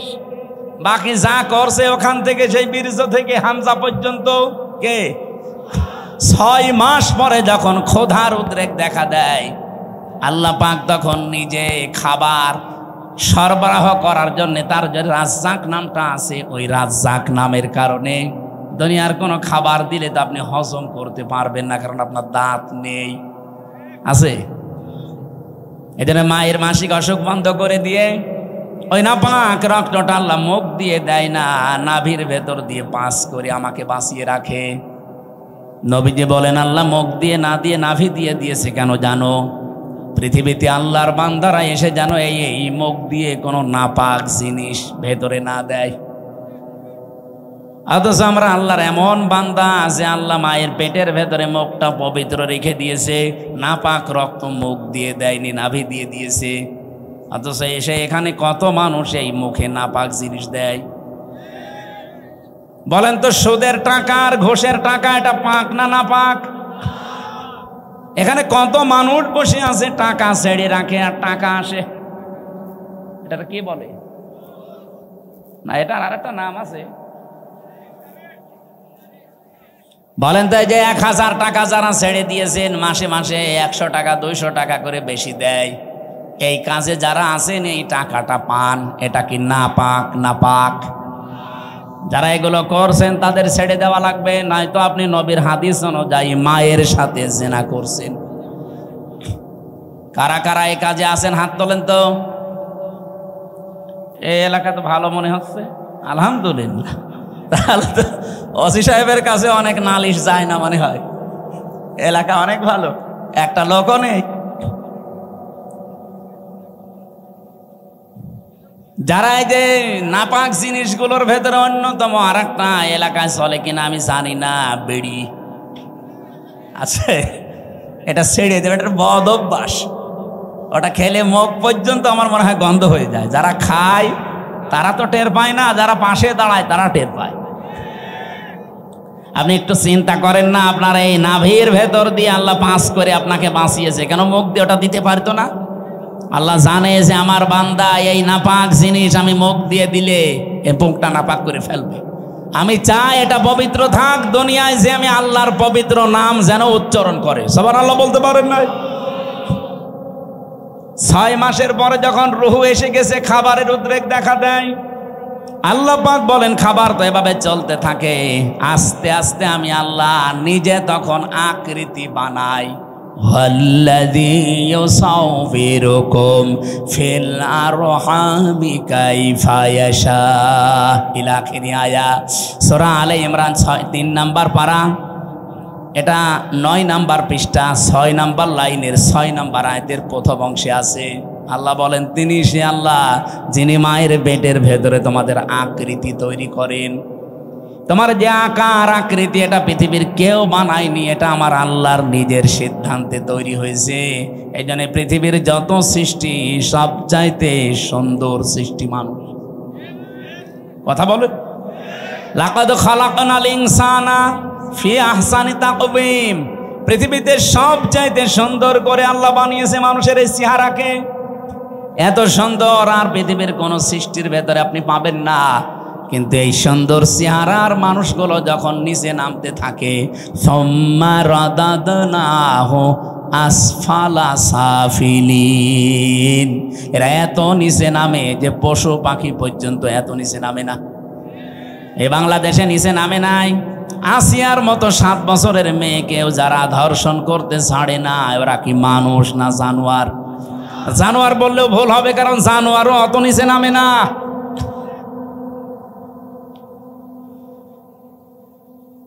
কোরআনে কারিমের সূরা এটা বানি ইসরাইলের ৭০ নম্বর আয়াতের প্রথম অংশে আছে, 15 নম্বর পারা 8 নম্বর পৃষ্ঠার প্রথম নাম্বার লাইনে আছে। এটা আমি শিক্ষা দেওয়ার জন্য বলছি। ওয়ালাকাদ কাররামনা বানি আদম, আল্লাহ পাক বলেন বনি আদম সন্তানকে আমি আল্লাহ সম্মানিত করেছি। কে? আরো জোরে। বনি আদম সন্তান হলেই হবে, সে কোন ধর্ম মানে ওটা তার ব্যাপার, কিন্তু বনি আদম সন্তানকে আমি সম্মান দিয়েছি। আল্লাহ এখানে বলেন না যে আমি মুসলমান সন্তানকে সম্মান দিয়েছি, না। বনি আদম সন্তান যারা মানুষ পদবাচ্চা বিবেচিত যারা, তাদের সম্মান দিয়েছে কে? কিন্তু দুঃখজনক হলেও সত্য, এই বাংলাদেশে এই সম্মানিত সৃষ্টি মানুষের সম্মান নিয়ে সবচাইতে বেশি সিনিমিনি খেলা হয়েছে। 54 বছর তো বটেই, 15.5 বছর আরো বেশি। আমরা চাই আগামীতে এই সম্মানিত সৃষ্টি আল্লাহ যাদের সম্মান দিলেন, এই বনি আদম সন্তানের সম্মান নিয়ে কেউ যেন সিনিমিনি খেলতে না পারে। আমার কথার অর্থ আপনি বুঝেছেন? আপনি না বুঝলেও এরা বুঝেছে। আগামীতে কেউ যেন এদের সম্মান নিয়ে সিনিমিনি খেলতে না পারে, সেই ব্যবস্থা করা লাগবে। যারা এই ব্যবস্থা ভেঙে দিয়েছিলেন, ওইটা আবার জোড়াতালি দেওয়া লাগবে। আল্লাহর কথা তো অনেক ওজন, আপনি টের পাননি, আমি অনেক ভেতরে চলে গেছি। এই সম্মানিত সৃষ্টির সম্মান আমরা চাই, এদের শান্তি, স্বস্তি, নিরাপত্তা, কল্যাণ আমার আল্লাহর পক্ষ থেকে। যে মানুষগুলো তাদের ঈমানের সাথে শিরিক এবং জুলুম মিশ্রণ করবে না, তাদের জন্যে। জুলুমকে, যেই জিনিস যেখানে রাখা দরকার ওইটা ওই জায়গায় না রেখে অন্য জায়গায় রাখার নাম জুলুম। এই যে মাথার এই টুপিটা থাকা দরকার মাথায়, এটা যদি কেউ পায়ের কাছে রাখে, টুপির সাথে জুলুম। এই কথা বলছেন না কেন? আমার স্যান্ডেল আমি পেছনে রেখে দিয়েছি, এটা থাকার দরকার পায়ের কাছে, এটা যদি আমি মাথায় নিয়ে বসে থাকি, এটা এই স্যান্ডেলের উপরে জুলুম। কারণ যেখানে যার স্থান ওইটা ওই জায়গায় রাখা লাগবে। আল্লাহ পাক এই কোরআনকে পাঠিয়েছেন এই পৃথিবীর ময়দানে সবচাইতে উঁচু জায়গায় রাখার জন্যে। আর বাংলাদেশে সবচাইতে উঁচু জায়গা এখন সংসদ। এক কথা বলছেন, আমরা চাই এই কোরআন সংসদে যাক। অধ্যাপক মুজিবুর রহমানের মতো মাত্র 300 এমপির 151 জন যদি সামনে এই নির্বাচনে কোরআন বুকে নিয়ে যেতে পারে, এটা উপরে উঠে যাবে। কি এই কথা বলে না কেন? 300 জন লাগবে না, মাত্র 151 জন অধ্যাপক মুজিবুর রহমান আমরা চাই, যারা কোরআন বুকে নিয়ে যেতে পারবে। আর সংসদের প্রথম অধিবেশনে তারা বিল আনবে। মাননীয় স্পিকার, আমরা নামাজের আর যাকাতের বিল চাই। উনি যখন বলবে হাত তোলেন, 151 জন যদি হাত তুলে ফেলে, ওই দিন নামাজটা কায়েম হয়ে যাবে দেশে, যাকাতটা সরকারি ভাবে কায়েম হয়ে যাবে। তখন আর নামাজের ওয়াজ, যাকাতের ওয়াজ করা লাগবে না। ভালো কাজগুলো সব আইন পাশের মাধ্যমে চালু হয়ে যাবে। অন্যায় কাজ, অবৈধ কাজ সব আইন পাশ করে বন্ধ করে দেওয়া হবে। সূরা হজের এই 40-41 নাম্বার আয়াতে 4টা কর্মসূচি আছে। আমরা চাই মানুষের শান্তি, স্বস্তি, নিরাপত্তা, জুলুম থেকে বাঁচার জন্য এই 4টা কাজ রাষ্ট্রীয়ভাবে জারি হোক। 54 বছরে যারা গেছে জারি করে নাই, এবার যারা যাবে তারা যেন করে, সেই ব্যবস্থা করে দেওয়ার দায়িত্ব ফেরেশতাদের। কাদের? বলেন বলেন। আমি যে আয়াতের শেষ অংশ পড়েছিলাম এই সংক্রান্তই আমি এসেছি এবার জায়গা মতো। আল্লাহ পাক বলেন, কাবুর আলাল মুশরিকিনা মা তাদউহুম ইলাই। আমি এই কমিশনের এটা বাদ দিয়ে দিলাম। আমি একটা শিক্ষা দিতে চেয়েছিলাম, আমার মনে হয় আপনারা বুঝে ফেলেছেন যে দেহ আমার, সিদ্ধান্ত আমার, এটা আল্লাহর সাথে শিরিক। কারণ দেহ আমার না, সিদ্ধান্ত আমার না। দেহ আল্লাহ বানিয়েছে, সিদ্ধান্তও তার। ওটা সূরা আরাফের 54 নম্বর আয়াতের মাঝের অংশে আছে, আপনি বাড়ি যেয়ে তাফসীর দেখে নিন। আমার আয়াত হচ্ছে সূরা শুআরা, সূরা শুআরার 13 নম্বর আয়াতের শেষের অংশ। আমরা যদি সত্যি এই দেশে 151 জনকে সংসদে পাঠাতে চাই যারা বুকে কোরআন নিয়ে প্রবেশ করবে, এই কথা শুনলে সবচাইতে বেশি রাগ করবে মুশরিকরা। এই জন্য কাবুর আলাল মুশরিকিনা মা তাদউহুম ইলাই। হে নবী, আপনি যেদিকে ডাকতেছেন মানুষকে, জান আকিমুদ্দিন, যেটা অধ্যাপক সাহেব পড়ছিলেন, নামাজের মতো, রোজার মতো, যাকাত দেওয়ার মতোই ফরজ হচ্ছে আল্লাহর এই জমিনে আল্লাহর বিধানটা কায়েম করা। এই পৃথিবীতে যত নবী আল্লাহ পাঠিয়েছেন, শুধু 2 জন নবী বাদ দিয়ে প্রত্যেক নবীর উপরে তাদের আসল মিশন আর ভিশন ছিল এইটা, আনাকিমুদ্দিন ওয়ালা তাতাফাররাকু ফি। দিন কায়েম করো, কোনো ফতোয়াবাজি করবা না। এই বাংলাদেশে এরকম একটা পরিবেশ তৈরি হচ্ছে, দল মত জাতি বর্ণ ধর্ম নির্বিশেষে সবাই গোবিন্দ পরামানিকের মতো মানুষ বলছে এই দেশে ইসলাম কায়েম হলে আমরা সব চাইতে নিরাপদে থাকতে পারবো। আর আপনি কি বলছেন? কি সে একটা হিন্দু মানুষ যদি কথা বলতে পারে? সেদিন গাইবান্ধায় হিন্দু এক পুরোহিত, আপনারা দেখেছেন, আমিরে জামাতের আগে বক্তব্য দেওয়ার সময় বলেছে এই দেশে যদি ইসলাম যায় ক্ষমতায়, এদেশের অন্যান্য ধর্মের মানুষেরা সবচাইতে বেশি নিরাপত্তায় থাকতে পারবে। তারা অলরেডি এখন বুঝে ফেলছে। এই জন্য আমাদের জীবনের সব ফরজের বড় ফরজ এইটা হাতে নেওয়া দরকার। দিন যতদিন কায়েম না হবে ততদিন আমাদের স্বস্তি নেই। এটা কারো কাছে যদি রাজনীতি মনে হয়, হ্যাঁ এটাই আমাদের রাজনীতি। এটা যদি কারো কাছে মনে হয় যে এটা ধর্ম ব্যবসা, হ্যাঁ এটাই আমার ধর্ম ব্যবসা। কারো কাছে যদি মনে হয় এটা দুনিয়ার কাজ, হ্যাঁ এটাই আমার দুনিয়ার কাজ। কারণ আমার এই কাজ দিয়ে আমি আখেরাত তৈরি করতে চাই। আমি একা না, আমার চাইতে বড় বড় যারা, আপনি তাকান, শারা লাকুম মিনাদ্দিন মা ওয়াসা বিহি। ওয়াসা মানে কি? শক্তিশালী উপদেশ। আল্লাহ বলেন শারা লাকুম মিনাদ্দিন, আমি নির্ধারিত করে দিয়েছি, নির্দিষ্ট করে দিয়েছি, নির্ধারণ করে দিয়েছি তোমাদের জন্যে আমার দিনকে, মা ওয়াসা বিহি। শুধুমাত্র এতটুকু বলে আল্লাহ শেষ করে দেননি। আল্লাহ বলেন আমি শক্তিশালী উপদেশ দিয়েছি নূহকে। হে নবী, আপনাকে দিলাম যেমন মুসাকে, ঈসাকে, ইব্রাহিমকে একই নির্দেশ দিয়েছিলাম। আমি আয়াতের তাফসীর পড়তে গিয়ে দেখেছি এই পৃথিবীতে যত নবীকে আল্লাহ পাঠিয়েছিলেন, এক একজন নবীর শরীয়ত ছিল আলাদা আলাদা, কিন্তু দিন ছিল এক। আমার কথা বোঝেন? পৃথিবীর যত নবীকে আল্লাহ পাঠালেন প্রত্যেকটি নবীর দিন ছিল এক, কিন্তু শরীয়ত আলাদা আলাদা। এটা বোঝাতে গিয়ে আমি তাফসীর একটা উদাহরণ পেয়েছি। এই এদিকে তাকান, একজন বাড়িওয়ালা 5 জন কর্মচারী রেখেছে, এক একটা কর্মচারীর কাজ আলাদা আলাদা। মালিক কয়জন? আরো জোরে। কিন্তু কাজ যাদেরকে 5টা কর্মচারী আলাদা আলাদা দিয়েছে, প্রত্যেকটা অর্ডারের উপরে মালিকের যেহেতু হুকুম আছে, প্রত্যেকটা হুকুমের দাম আছে না নেই? তারা তো প্রত্যেকেই মালিকের কর্মচারী। কাজ এক একজনকে এক একটা বাজার করবে, কেউ বাড়ি ঘর ঝাড়ু দেবে, কেউ দারোয়ানিতে করবে। আল্লাহ পাক বলেন আমি মালিক, আমি দিন একটাই পাঠিয়েছি, কিন্তু এক এক নবীর শরীয়তে জীবন বিধানের ভেতরে আলাদা আলাদা নিয়ম দিয়েছিলাম। আমাদের নবী মুহাম্মদ রাসূলুল্লাহকে আল্লাহ যে শরীয়ত দিয়েছেন, আদমকে সে শরীয়ত দেয়নি। হযরত ঈসাকে যে শরীয়ত দিয়েছে, মুসাকে সেটা দেয়নি। কিন্তু লক্ষণীয় বিষয় একটা, যত নবী এসেছে দিন সবার কিন্তু এক ছিল, আর সবাইকে আল্লাহ নির্দেশ দিয়েছে আনাকিমুদ্দিন, দিন কায়েম করো। তাফসীরে আমি 2টা জিনিস এখান থেকে আরো ফলো করে পেয়েছি। এইদিকে তাকান, দিন যতদিন পর্যন্ত কায়েম না হবে তোমার ব্যক্তি, পরিবার, সমাজ, রাষ্ট্র, এলাকায়, আবার শুনেন, দিন যতদিন কায়েম না হবে তোমার এলাকায়, তোমার ব্যক্তিতে, পরিবারে, সমাজে, রাষ্ট্রে, যতদিন পূর্ণাঙ্গ দিন কায়েম করার সম্ভব হবে না, ততদিন পর্যন্ত যতটুকু দিন আছে অতটুকুই টিকিয়ে রাখার জন্য চেষ্টা করা লাগবে। না আমি বোঝাতে পারিনি, এটা একটু কঠিন। দিন এখনো বাংলাদেশে যেহেতু কোরআনের 500 আইন আছে, একটাও কায়েম নেই। আছে?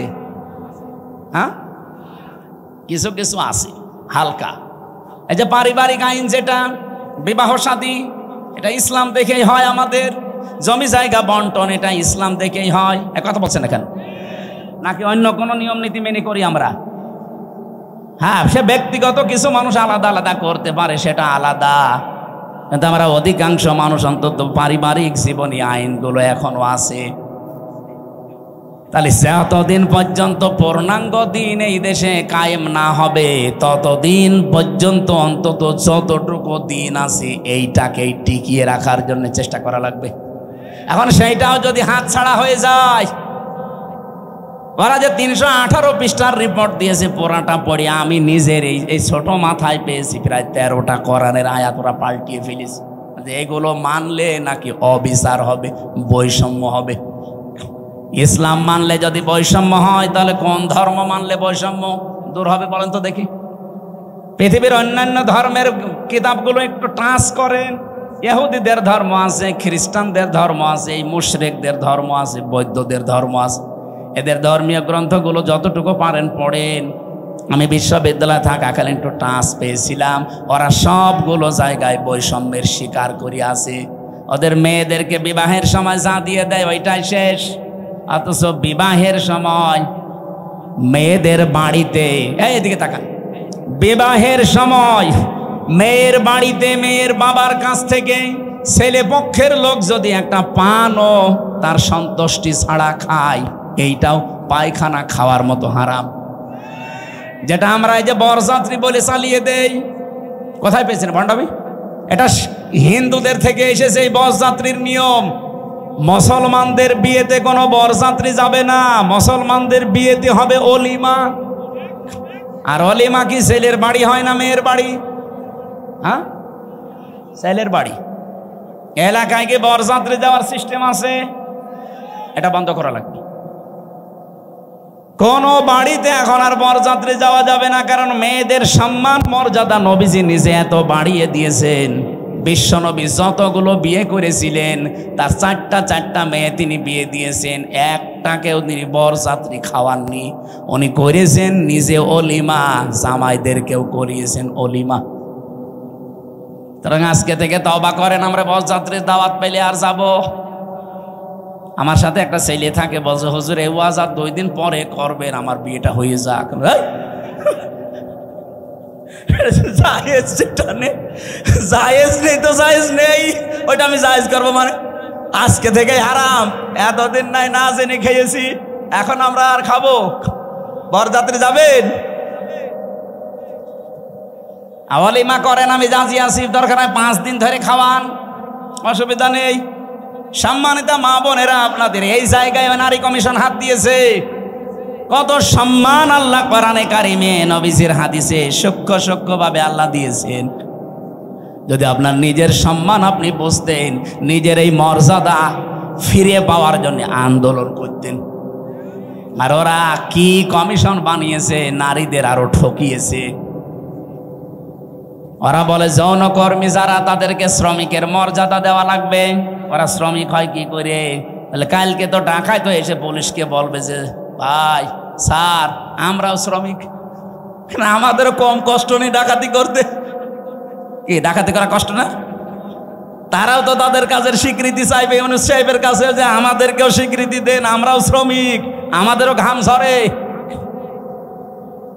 এটা না করে যদি ওনারা, এই যে 1 লক্ষ যৌনকর্মী আছে সারা বাংলাদেশ মিলে, সরকারি জরিপ, এই 1 লক্ষ মানুষকে, ওই মানুষগুলো সরকারি ভাবে যারা টাকা বিভিন্ন জায়গায় ব্যাংকে পড়ে থাকে, ছাতা পড়ে যায়, কেউ জানে না, ওই টাকাগুলো নিয়ে নেন। জাকাতের মাধ্যমে হোক, এককালীন দানের মাধ্যমে, জোর করেই নেন, দরকার টাকা পড়ে থাকবে কেন? কাইলা একুনা দৌলাতাম বাইনাল আগনিয়াই মিনকুম, আল্লাহ বলেন আমি চাই না এক জায়গায় অর্থ সম্পদ টাকা পয়সা জমা হয়ে থাক, এটা ছড়িয়ে যাক, এটা কাজে লাগুক। সুতরাং এই টাকাগুলো আমার মনে হয় রাষ্ট্রীয়ভাবে সব আদায় করে 1 লক্ষ মেয়েদের পুনর্বাসন করা দরকার। কে কথা বলেন না কেন? হয় ওদের 2টা করে গরু কিনে দেন, 5টা ছাগল কিনে দেন, অথবা সেলাই মেশিন কিনে দেন, এমব্রয়ডারি করার জায়গা করে দেন। ওরা নিজেরা হালাল কর্মজীবন তৈরি করে সংসার করে দুনিয়ায় সম্মানের সাথে বেশি থাক। খুব বেশি না, মাত্র 1 লাখ আছে সারা বাংলাদেশ মিলে। গোপনে গোপনে যেগুলো আছে ওগুলো বাদ দিলাম। এই কাজ আপনারা কোন নিয়মে লিখলেন? এটা কোরআনের বিরুদ্ধে আছে, এমনকি মানব অধিকারেরও বিরুদ্ধে। যারা এই যে রাজবাড়ি গোয়ালন্দ ঘাটে যারা কাজ করছে, যশোরে কাজ করছে, নারায়ণগঞ্জে কাজ করছে, এই মানুষগুলো যারা যায় এখানে, এরা কি মানে নিয়ম নীতি মেনে যায়? আপনারা ওসব বুঝবেন না, আপনাদের বলার দরকার নেই। এই কাজগুলো যারা করছেন কিছুদিন পরে দেখবেন এদের HIV এইডস হবে। তা আপনি তো একটা জাতিকে ধ্বংস করার রাস্তায় নামিয়ে দিচ্ছেন। আমি আরো নিচে নামতে পারতাম, নামলাম না। বাস্তবতা এইটাই, মেয়েদের যে সম্মান ওরা আসলে বোঝে না। ওরা নিজেরা তো আমার মনে হয় মেয়ে না, ওদের 10 জনের চেহারা দেখলাম টিভির পর্দায়, একটাকে আমার মেয়ে মনে হয় না। মেয়েদের তো একটা কাটিং কুটিং থাকে, কোন কাটিং এর মেয়ে লোক? এখানে যারা পুরুষ মানুষ আছে, আমার মনে হয় আমি আওয়াজ দিলাম যে পুরুষ যারা পুরুষ প্যান্ডেলে আসেন, মহিলা যারা মহিলা প্যান্ডেলে যান। আর যারা যে বিড়ি খেয়ে বেড়াচ্ছে, ওরা কি? ওরা পুরুষও না মহিলাও না, ওরা কি? হিজড়া। আমার মনে হয় ওই 10 জন যে কমিশনে আছে, এগুলো একটা মেয়ে লোকও না পুরুষও না, ওই হাফ। এই জন্য উল্টাপাল্টা রিপোর্ট দিয়েছে। এদের রিপোর্ট মানা তো দূরের কথা, এ কমিশনই বাংলার মানুষ মানে না। এই কথা বলেন না কেন? ওদের কমিশন যদি মেনে এই বিবেক বহির্ভূত কাজ করা হয়, এমন দাবানল জ্বলবে না। ওরা তো 112টা মেশিন দিয়েও পারছে না, আপনি সারা দুনিয়া এনেও পারবেন না। আমি ইঙ্গিত দিলাম, আশা করি আপনি বুঝেছেন। এরকম কোনো বিবেক বহির্ভূত কাজ এই দেশে আমরা কেউ করব না, সাপোর্টও করব না। তাহলে ভুল সিদ্ধান্ত আল্লাহ নিজে চাপিয়ে দেবে, তখন কন্ট্রোলের বাইরে চলে যাবে। আল্লাহ আমাদের হেফাজত করুন। তা আমরা বলছিলাম দিন যতটুকু আছে এতটুকু টিকিয়ে রাখা লাগবে। এইটাও একটা আনাকিমুদ্দিন, পূর্ণাঙ্গ যতদিন কায়েম না হয়। যেহেতু এই দেশে এখনো অলিমার সিস্টেম নেই, না আছে আছে কিছু কিছু জায়গায়। স্যার আপনি কি অলিমা করেছেন? এনে একজন করি, এ স্যারে অনেক করিনি, অনেক বর যাত্রী দান্দায় আছে। আমিও তো ওনার মতোই, আমি বেশি মানুষ নেইনি, মাত্র 7-8 জন নিয়েছি। শ্বশুরকে বলেছি দরকার হয় 170 জন খাওয়িয়ে দেবো। এই সময় তো বুঝতাম না। না, আমরা এখন যেহেতু বুঝে ফেলেছি এই সিস্টেম, এখন মেয়ের বাপের ওপরে জুলুম বন্ধ করা লাগবে। এখন থেকে আমার অলিমা শুরু হবে। বরযাত্রী খাওয়া কি জায়েজ নেই। এমন মেয়ের বাবা খাওয়াতে, কেমন মেয়ের বাবা এমন পাগল আছে যে আপনার মতো 500 পাগলকে খাওয়াবে?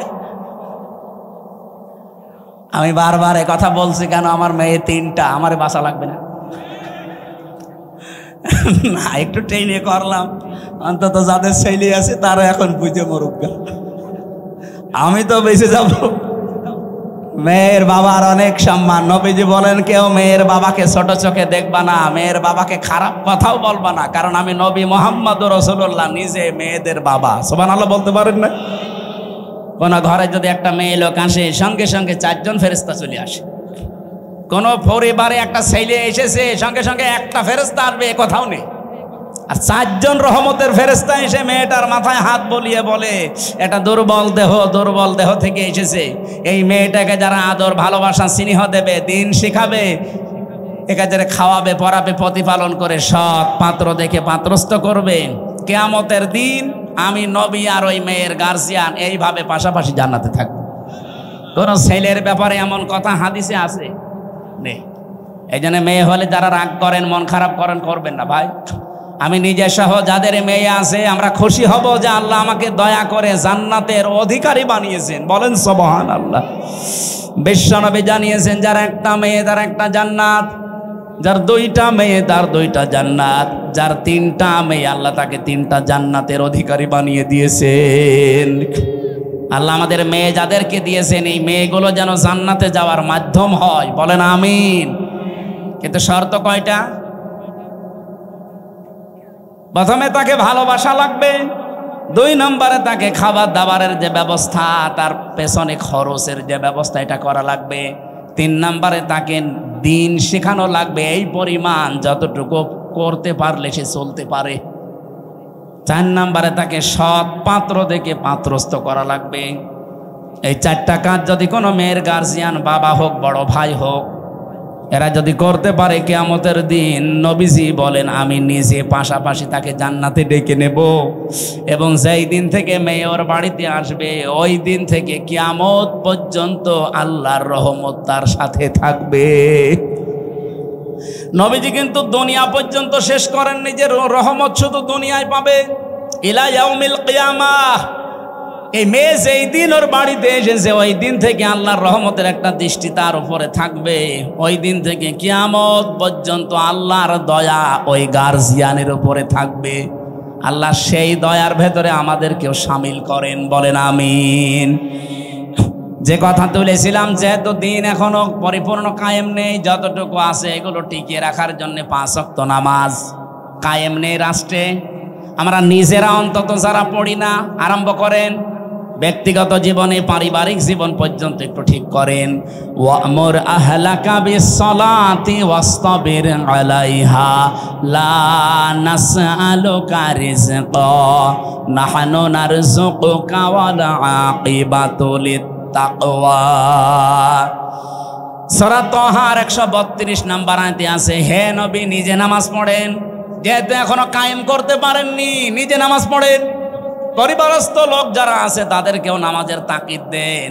আমি আল্লাহ আপনার কাছে রিজিক চাই না, বরং আমি আল্লাহ আপনাকে রিজিক দেই, আর শুভ পরিণাম অপেক্ষা করছে আমার মুত্তাকি বান্দাদের জন্য। এজন্য দিন যেহেতু এখন আমরা কায়েম করতে পারি না, এবার পূর্ণাঙ্গভাবে যতটুকু আছে এতটুকু টিকিয়ে রাখার চেষ্টা করা ফরজ। আর এই কথাগুলো 2 জন নবী বাদ দিয়ে প্রত্যেক নবীর উপরে তাদের আসল মিশন আর ভিশন ছিল এইটা, আনাকিমুদ্দিন ওয়ালা তাতাফাররাকু ফি। দিন কায়েম করো, কোনো ফতোয়াবাজি করবা না। এই বাংলাদেশে এরকম একটা পরিবেশ তৈরি হচ্ছে, দল মত জাতি বর্ণ ধর্ম নির্বিশেষে সবাই গোবিন্দ পরামানিকের মতো মানুষ বলছে এই দেশে ইসলাম কায়েম হলে আমরা সব চাইতে নিরাপদে থাকতে পারবো। আর আপনি কি বলছেন? কি সে একটা হিন্দু মানুষ যদি কথা বলতে পারে? সেদিন গাইবান্ধায় হিন্দু এক পুরোহিত, আপনারা দেখেছেন, আমিরে জামাতের আগে বক্তব্য দেওয়ার সময় বলেছে এই দেশে যদি ইসলাম যায় ক্ষমতায়, এদেশের অন্যান্য ধর্মের মানুষরা সবচাইতে বেশি নিরাপত্তায় থাকতে পারবে। তারা অলরেডি এখন বুঝে ফেলছে। এই জন্য আমাদের জীবনের সব ফরজের বড় ফরজ এইটা হাতে নেওয়া দরকার। দিন যতদিন কায়েম না হবে ততদিন আমাদের স্বস্তি নেই। এটা কারো কাছে যদি রাজনীতি মনে হয়, হ্যাঁ এটাই আমাদের রাজনীতি। এটা যদি কারো কাছে মনে হয় যে এটা ধর্ম ব্যবসা, হ্যাঁ এটাই আমার ধর্ম ব্যবসা। কারো কাছে যদি মনে হয় এটা দুনিয়ার কাজ, হ্যাঁ এটাই আমার দুনিয়ার কাজ। কারণ আমার এই কাজ দিয়ে আমি আখেরাত তৈরি করতে চাই। আমি একা না, আমার চাইতে বড় বড় যারা, আপনি তাকান, শারা'a লাকুম মিনাদ-দীন মা ওয়াসসা বিহি। ওয়াসসা মানে কি? শক্তিশালী উপদেশ। আল্লাহ বলেন শারা'a লাকুম মিনাদ-দীন, আমি নির্ধারিত করে দিয়েছি, নির্দিষ্ট করে দিয়েছি, নির্ধারণ করে দিয়েছি তোমাদের জন্য আমার দিনকে, মা ওয়াসসা বিহি। শুধুমাত্র এতটুকু বলে আল্লাহ শেষ করে দেননি। আল্লাহ বলেন আমি শক্তিশালী উপদেশ দিয়েছি নূহকে, হে নবী আপনাকে দিলাম, যেমন মুসাকে, ঈসাকে, ইব্রাহিমকে একই নির্দেশ দিয়েছিলাম। আমি আয়াতের তাফসীর পড়তে গিয়ে দেখেছি এই পৃথিবীতে যত নবীকে আল্লাহ পাঠিয়েছিলেন এক একজন নবীর শরীয়ত ছিল আলাদা আলাদা, কিন্তু দিন ছিল এক। আমার কথা বোঝেন? পৃথিবীর যত নবীকে আল্লাহ পাঠালেন প্রত্যেকটি নবীর দিন ছিল এক, কিন্তু শরীয়ত আলাদা আলাদা। এটা বোঝাতে গিয়ে আমি তাফসীর একটা উদাহরণ পেয়েছি। এই এদিকে তাকান, একজন বাড়িওয়ালা 5 জন কর্মচারী রেখেছে, এক একটা কর্মচারীর কাজ আলাদা আলাদা। মালিক কয়জন?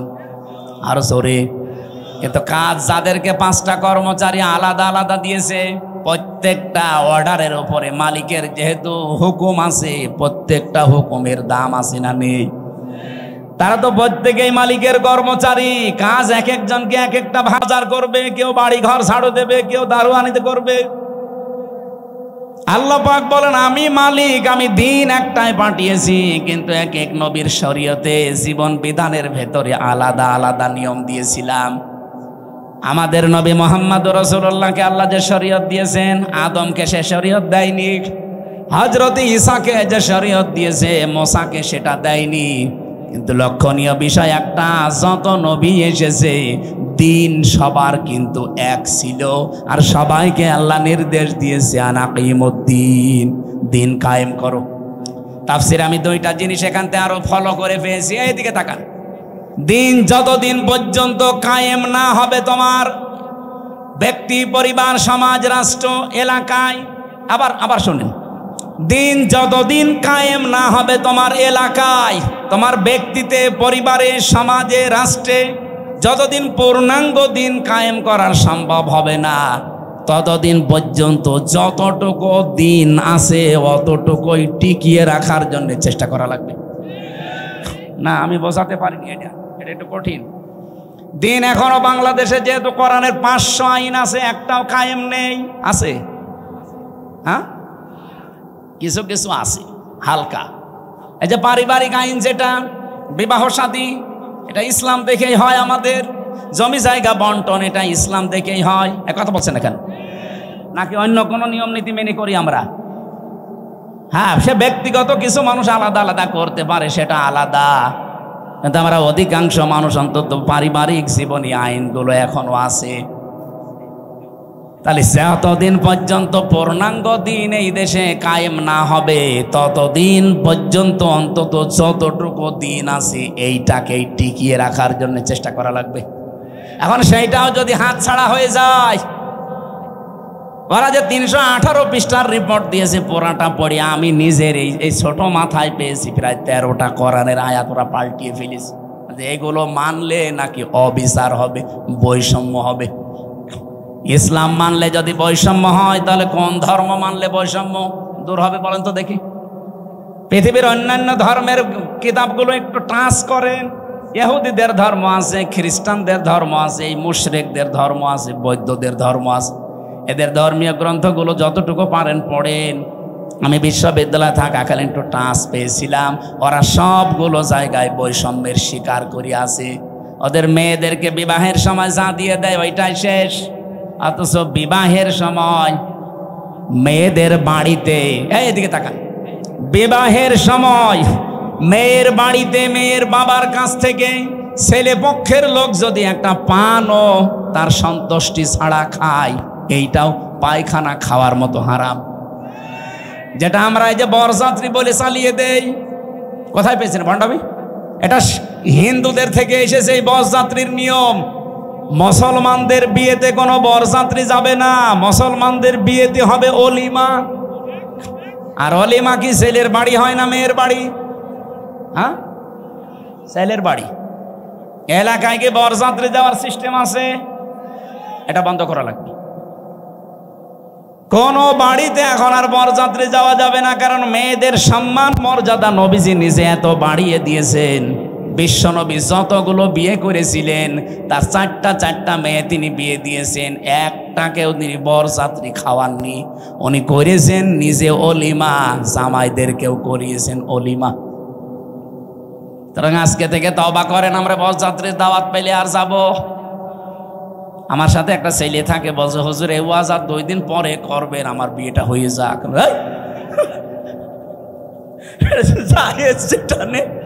জায়েজ নেই তো জায়েজ নেই, ওইটা আমি জায়েজ করবো মানে? আজকে থেকে হারাম। এতদিন নাই না জেনে খেয়েছি, এখন আমরা আর খাবো? বরযাত্রী যাবেন? অলিমা করেন, আমি জাজি আছি, দরকার 5 দিন ধরে খাওয়ান, অসুবিধা নেই। সম্মানিত মা বোনেরা, আপনাদের এই জায়গায় নারী কমিশন হাত দিয়েছে। কত সম্মান আল্লাহ কোরআনে কারিমে নবীজির হাদিসে সূক্ষ্মভাবে আল্লাহ দিয়েছেন। যদি আপনার নিজের সম্মান আপনি বুঝতেন, নিজের এই মর্যাদা ফিরে পাওয়ার জন্য আন্দোলন করতেন। আর ওরা কি কমিশন বানিয়েছে, নারীদের আরো ঠকিয়েছে। ওরা বলে যৌনকর্মী যারা, তাদেরকে শ্রমিকের মর্যাদা দেওয়া লাগবে। ওরা শ্রমিক হয় কি করে? বলে কালকে তো ঢাকায় তো এসে পুলিশকে বলবে যে ভাই স্যার আমরাও শ্রমিক, আমাদেরও কম কষ্ট নেই ডাকাতি করতে। কি ডাকাতি করা কষ্ট না? তারাও তো তাদের কাজের স্বীকৃতি চাইবে ইউনূস সাহেবের কাছে, যে আমাদেরকেও স্বীকৃতি দেন, আমরাও শ্রমিক, আমাদেরও ঘাম ঝরে। এটা না করে যদি ওনারা এই যে 1 লক্ষ যৌনকর্মী আছে সারা বাংলাদেশ মিলে, সরকারি জরিপ, এই 1 লক্ষ মানুষকে, ওই মানুষগুলো সরকারিভাবে যারা টাকা বিভিন্ন জায়গায় ব্যাংকে পড়ে থাকে, ছাতা পড়ে যায়, কেউ জানে না, ওই টাকাগুলো নিয়ে নিন, জাকাতের মাধ্যমে হোক, এককালীন দানের মাধ্যমে, জোর করেই নেন, দরকার টাকা পড়ে থাকবে কেন? কাইলা ইয়াকুনা দৌলাতাম বাইনাল আগনিয়াই মিনকুম, আল্লাহ বলেন আমি চাই না এক জায়গায় অর্থ সম্পদ টাকা পয়সা জমা হয়ে থাক, এটা ছড়িয়ে যাক, এটা কাজে লাগুক। সুতরাং এই টাকাগুলো আমার মনে হয় রাষ্ট্রীয়ভাবে সব আদায় করে 1 লক্ষ মেয়েদের পুনর্বাসন করা দরকার। কে কথা বলেন না কেন? হয় ওদের 2টা করে গরু কিনে দেন, 5টা ছাগল কিনে দেন, অথবা সেলাই মেশিন কিনে দেন, এমব্রয়ডারি করার জায়গা করে দেন, ওরা নিজেরা হালাল কর্মজীবন তৈরি করে সংসার করে দুনিয়ায় সম্মানের সাথে বেশি থাক। খুব বেশি না, মাত্র 1 লাখ আছে সারা বাংলাদেশ মিলে। গোপনে গোপনে যেগুলো আছে ওগুলো বাদ দিলাম। এই কাজ আপনারা কোন নিয়মে লিখলেন? এটা কোরআনের বিরুদ্ধে আছে, এমনকি মানব অধিকারেরও বিরুদ্ধে। যারা এই যে রাজবাড়ী গোয়ালন্দ ঘাটে যারা কাজ করছে, যশোরে কাজ করছে, নারায়ণগঞ্জে কাজ করছে, এই মানুষগুলো যারা যায় এখানে, এরা কি মানে নিয়ম নীতি মেনে যায়? আপনারা ওসব বুঝবেন না, আপনাদের বলার দরকার নেই। এই কাজগুলো যারা করছেন কিছুদিন পরে দেখবেন এদের HIV এইডস হবে। তাই আপনি তো একটা জাতিকে ধ্বংস করার রাস্তায় নামিয়ে দিচ্ছেন। আমি আরো নিচে নামতে পারতাম, নামলাম না। বাস্তবতা এইটাই, মেয়েদের যে সম্মান ওরা আসলে বোঝে না। ওরা নিজেরা তো আমার মনে হয় মেয়ে না। ওদের 10 জনের চেহারা দেখলাম টিভির পর্দায়, 1 টাকা আমার মেয়ে মনে হয় না। মেয়েদের তো একটা কাটিং কুটিং থাকে, কোন কাটিং এর মেয়ে লোক? এখানে যারা পুরুষ মানুষ আছে, আমার মনে হয় আমি আওয়াজ দিলাম যে পুরুষ যারা পুরুষ প্যান্ডেলে আসেন, মহিলা যারা মহিলা প্যান্ডেলে যান, আর যারা যে বিড়ি খেয়ে বেড়াচ্ছে ওরা কি? ওরা পুরুষও না মহিলাও না, ওরা কি? হিজড়া। আমার মনে হয় ওই 10 জন যে কমিশনে আছে এগুলো একটা মেয়ে লোকও না, পুরুষও না, ওই হাফ। এই জন্য উল্টা পাল্টা রিপোর্ট দিয়েছে। এদের রিপোর্ট মানা তো দূরের কথা, এ কমিশনই বাংলার মানুষ মানে না। এই কথা বলেন না কেন?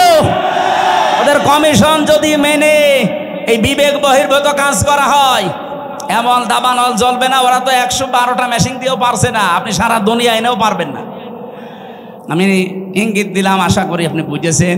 এরকম কোনো বিবেক বহির্ভূত কাজ এই দেশে আমরা কেউ করব না, সাপোর্টও করব না। তাহলে ভুল সিদ্ধান্ত আল্লাহ নিজে চাপিয়ে দেবে, তখন কন্ট্রোলের বাইরে চলে যাবে। আল্লাহ আমাদের হেফাজত করুন।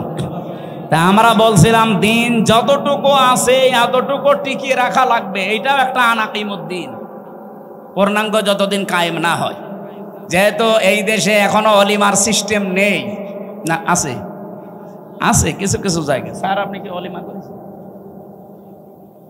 এনে একজন করেছে, এ স্যারে অনেক করেনি, অনেক বর যাত্রী দান্দায় আছে। আমিও তো ওনার মতোই, আমি বেশি মানুষ নেইনি, মাত্র 7-8 জন নিয়েছি। শ্বশুরকে বলেছি দরকার 170 জন খাওয়িয়ে দেবো। এই সময় তো বুঝতাম না।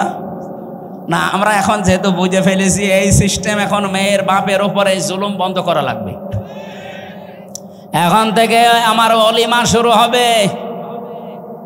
বরযাত্রী খাওয়া কি জায়েজ নেই। এমন মেয়ের বাবা খাওয়াতে, কেমন মেয়ের বাবা এমন পাগল আছে যে আপনার মতো 500 পাগলকে খাওয়াবে? আমি বারবার এ কথা বলছি কেন? আমার মেয়ে 3টা, আমার বাঁচা লাগবে না। না, একটু ট্রেনে করলাম, অন্তত যাদের ছেলে আছে তারা এখন বুঝে মরুক, আমি তো বেঁচে যাব। মেয়ের বাবার অনেক সম্মান। নবীজি বলেন কেউ মেয়ের বাবাকে ছোট চোখে দেখবা না, মেয়ের বাবাকে খারাপ কথাও বলবা না, কারণ আমি নবী মুহাম্মদ রাসূলুল্লাহ নিজে মেয়েদের বাবা। সুবহানাল্লাহ বলতে পারেন না? কোন ঘরে যদি একটা মেয়ে লোক আসে, সঙ্গে সঙ্গে 4 জন ফেরেশতা চলে আসে। কোন পরিবারে একটা ছেলে এসেছে, সঙ্গে সঙ্গে একটা ফেরেশতা আসবে, এ কথাও নেই। আর 4 জন রহমতের ফেরেশতা এসে মেয়েটার মাথায় হাত বলিয়ে বলে এটা দুর্বল দেহ থেকে এসেছে। এই মেয়েটাকে যারা আদর ভালোবাসা স্নেহ দেবে, দিন শিখাবে, একে যারা খাওয়াবে পরাবে প্রতিপালন করে সৎ পাত্র দেখে পাত্রস্থ করবে, কিয়ামতের দিন আমি নবী আর ওই মেয়ের গার্জিয়ান এইভাবে পাশাপাশি জান্নাতে থাকবো। কোন ছেলের ব্যাপারে এমন কথা হাদিসে আছে নেই। এই জন্য মেয়ে হলে যারা রাগ করেন, মন খারাপ করেন, করবেন না ভাই। আমি নিজে সহ যাদের মেয়ে আছে আমরা খুশি হব যে আল্লাহ আমাকে দয়া করে জান্নাতের অধিকারী বানিয়েছেন। বলেন সুবহানাল্লাহ। বিশ্বনবী জানিয়েছেন যার একটা মেয়ে তার একটা জান্নাত, যার দুইটা মেয়ে তার দুইটা জান্নাত, যার তিনটা মেয়ে আল্লাহ তাকে তিনটা জান্নাতের অধিকারী বানিয়ে দিয়েছেন। আল্লাহ আমাদের মেয়ে যাদেরকে দিয়েছেন এই মেয়েগুলো যেন জান্নাতে যাওয়ার মাধ্যম হয়। বলেন আমিন। কিন্তু শর্ত কয়টা? প্রথমে তাকে ভালোবাসা লাগবে, 2 নম্বরে তাকে খাবার দাবারের যে ব্যবস্থা, তার পেছনে খরচের যে ব্যবস্থা এটা করা লাগবে, 3 নম্বরে তাকে দিন শেখানো লাগবে এই পরিমাণ যতটুকু করতে পারলে সে চলতে পারে। 4 নম্বরে তাকে সৎ পাত্র দেখে পাত্রস্থ করা লাগবে। এই 4টা কাজ যদি কোনো মেয়ের গার্জিয়ান, বাবা হোক বড় ভাই হোক, এরা যদি করতে পারে কিয়ামতের দিন নবীজি বলেন আমি নিজে পাশাপাশি তাকে জান্নাতে ডেকে নেব।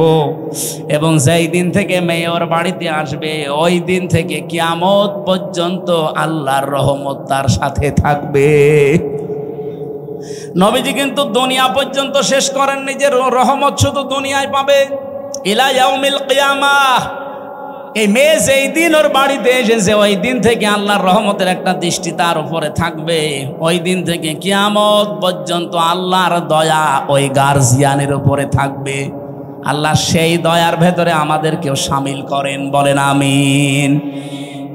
যে কথা তুলেছিলাম, যেহেতু দিন এখনো পরিপূর্ণ কায়েম নেই, যতটুকু আছে এগুলো টিকিয়ে রাখার জন্য 5 ওয়াক্ত নামাজ কায়েম নেই রাষ্ট্রে। আমরা নিজেরা অন্তত যারা পড়ি না, আরম্ভ করেন। ব্যক্তিগত জীবনে, পারিবারিক জীবন পর্যন্ত একটু ঠিক করেন। ওয়ামুর আহলাকা বিসসালাতি ওয়াসতাবির আলাইহা লা নাসআলুকা রিজকা নাহনু নারযুকুকা ওয়াল আকিবাতু লিত্তাকওয়া। সূরা তাহার 132 নম্বর আয়াতে আছে, হে নবী নিজে নামাজ পড়েন। যেহেতু এখনো কায়েম করতে পারেননি, নিজে নামাজ পড়েন। পরিবারস্থ লোক যারা আছে তাদেরকেও নামাজের তাকিদ দেন। আমি আল্লাহ আপনার কাছে রিজিক চাই না, বরং আমি আল্লাহ আপনাকে রিজিক দেই। আর শুভ পরিণাম অপেক্ষা করছে আমার মুত্তাকি বান্দাদের জন্যে। এজন্য দিন যেহেতু এখন আমরা কায়েম করতে পারি নাই, পূর্ণাঙ্গ ভাবে যতটুকু আছে এতটুকু টিকিয়ে রাখার চেষ্টা করা ফরজ। আর এই কথাগুলো বললে সব চাইতে মন খারাপ হবে, খারাপ লাগবে যারা শিরিক করে বেড়ায়, যাদের ইমানের ভেতরে শিরিক আছে, যারা মুশরিক তারা। আল্লাহ পাক বলেন আল্লাহু ইয়াজতাবি ইলাইহি মাইয়াশা। আল্লাহর দিন আল্লাহর জমিনে কায়েম করার জন্য সবাইকে আল্লাহ নির্বাচিত করবে না। আল্লাহ সবাইকে পছন্দ করবে না, সবাইকে আল্লাহ বাছাইও করবে না।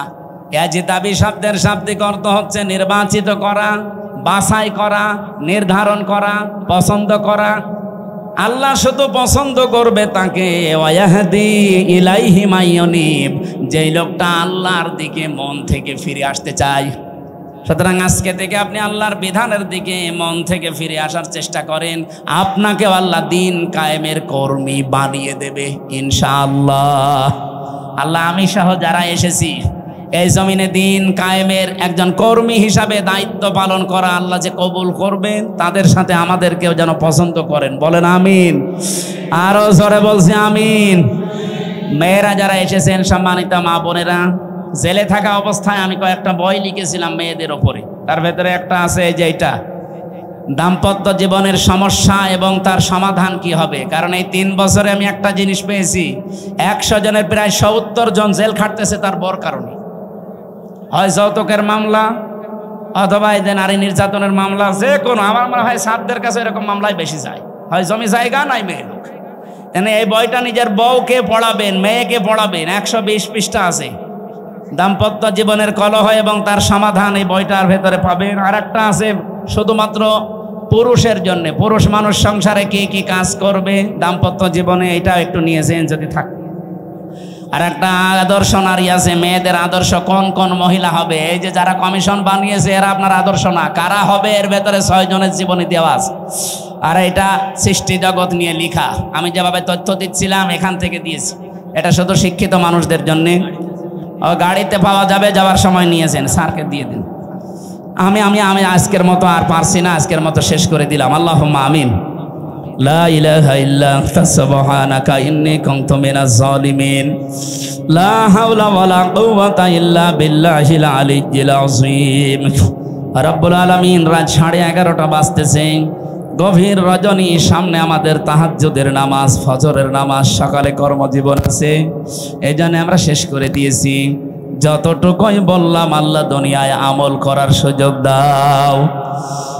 এ বিশাল আয়োজনে তুমি যদি খুশি হয়ে থাকো, কোরআনের এই প্রচারে সওয়াবগুলো বিশ্ব নবীর রওজায় পৌঁছিয়ে দাও। দুনিয়ার মাটির নিচে যারা ঈমান নিয়ে ঘুমিয়ে গেছে, এদেরকে মাফ করে দাও। রব্বুল আলামিন, মাহফিলের সম্মানিত সভাপতি, সহসভাপতি যারা এসেছে, মাওলানা সিরাজুল ইসলাম সহ প্রত্যেককে তুমি মাফ করে দাও।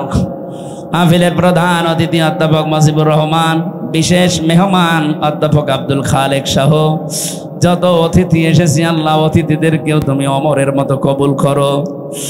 মাহফিলে আজকে প্রশাসনের যে ভাইগুলো এসেছে, বিশেষ করে আমাদের অভিভাবক জনাব আফজাল হোসেন, এতানোর থানার সম্মানিত অফিসার ইনচার্জ সহ যত ভাইরা এসেছে, নিজেদের বাবা মা, আত্মীয় স্বজন, ভাই বোন, স্ত্রী পুত্র ছেড়ে দিয়ে বাংলার বিভিন্ন প্রান্তে যারা দায়িত্ব পালন করে জনগণের জান মাল ইজ্জত আবরু হেফাজতের জন্য, তাদের বাড়ি ঘর, স্ত্রী পুত্র সন্তানাদি আল্লাহ তুমি পাহারাদার হয়ে যাও। তাদের শরীরকে তুমি জনগণের জন্য সুস্থ রাখো। পরা দায়িত্বটাই ইবাদত হিসাবে কবুল করে নাও। যত মানুষ আমরা দূর দূরান্ত থেকে আসলাম, আমাদের যাওয়া আসায় তুমি বরকত দাও। কোরআনের এই আয়াতটা জীবনে পঙ্খানো মেনে চলার সুযোগ দান করো। মা বোনদেরকে খাদিজাতুল কুবরার মতো বানিয়ে দাও। এ মাহফিলে বরণ্যের সদস্য যারা কাজ করেছে, এদেরকে যে মা পেটে নিয়েছে, মায়ের পেট খাদিজার মতো বানিয়ে দাও। এলাকায় মাটির নিচে যারা এই ঘুমিয়ে আছে, কোরআনের ইজ্জতে মাফ করে দাও।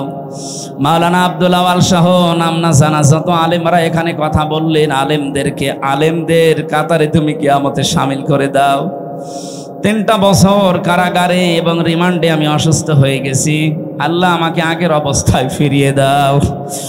বাংলার জমিনটা তোমার কালাম দিয়ে চলছে, দিন কায়েম হয়ে গেছে, এটা দেখে মরার সুযোগ দাও।